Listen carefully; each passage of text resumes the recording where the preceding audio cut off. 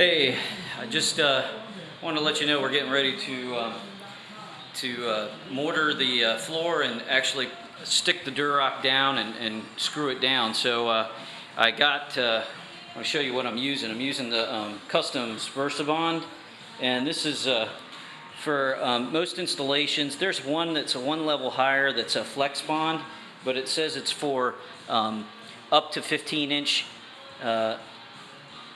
side tiles, and the tiles that we're going to be using are 24 in length. So I wanted to get this stuff, and I figured it's probably just as good enough to be able to put down underneath the under the Durock. But I mixed it up, and then you put in about 6 quarts to one bag, and then you mix it, and you're supposed to let it set for about 5 to 10 minutes.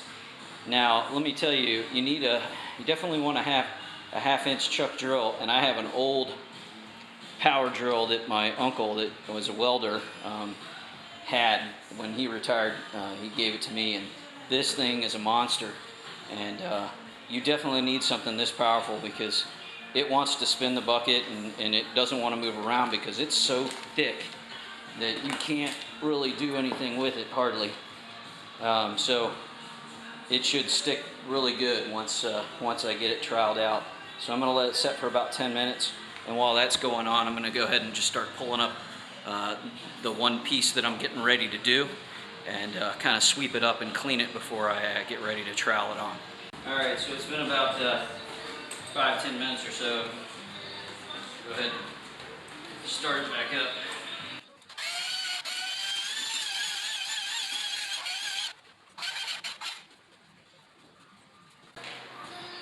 Alright, so we're ready to go. Oh my! It's 50 pounds. Plus the water. So I mixed the mud, and now I'm going ahead and spreading it, and I'm working this next row. So starting here, I'm using a 1/4 by 1/4 inch trowel. That's what they say to use for this Durock board. That's plenty thick for what we're doing here. Because it's pretty level now, but there's some little undulations from where I kind of had to grind up. So just lay it on.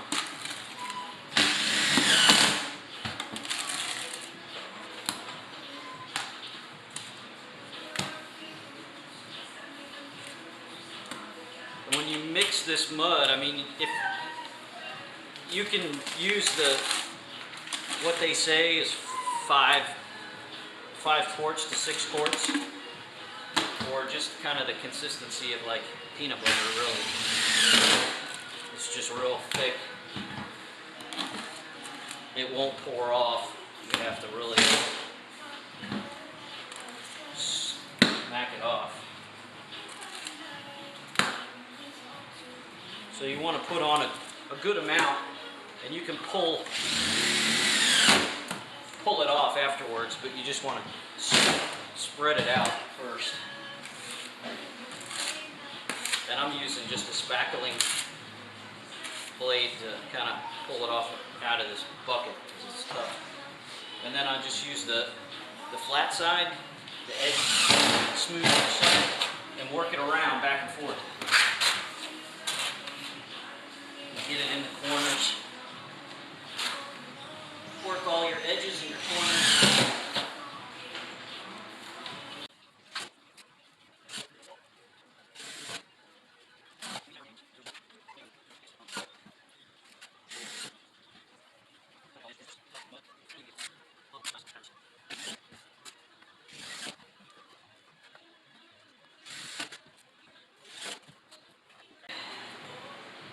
So now that we got it all kind of spread out pretty good, use the 1/4 trowel side.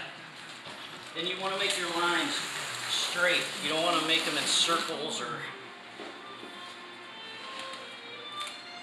round shapes or anything like that, any swirls in them, because you want it to be all the lines parallel, so that when you put the board down and you slide it back and forth, those air pockets collapse down one way.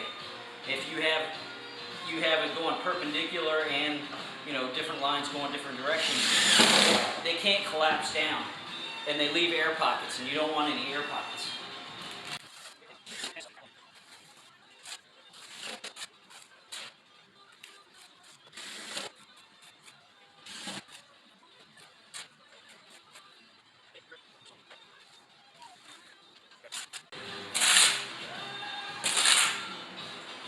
Alright, so hopefully you got a good look at how that works. So now it's all, you can see that it's all parallel.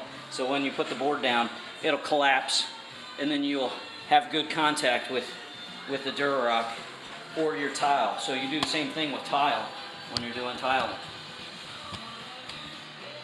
So we're going to go ahead and put that Durock down. Hopefully get it right on the first drop.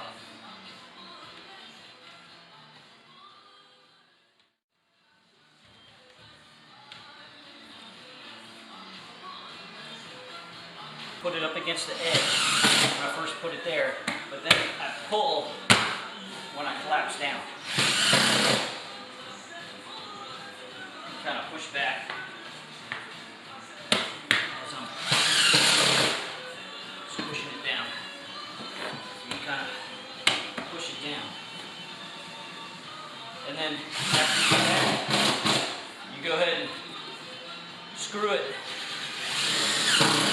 with these, I got 1 5/8 rock-on screws that are made for Durock. And this is the rock-on. It's 1 5/8, and that's what you need for 1/2 inch. So I got that one down, and what I'll do is I'll go ahead and pull this one up, sweep any spots here, and then do the same thing for this one until I run out of this mix of mortar. Once I've done this mix of mortar, I think I'm going to quit for the evening.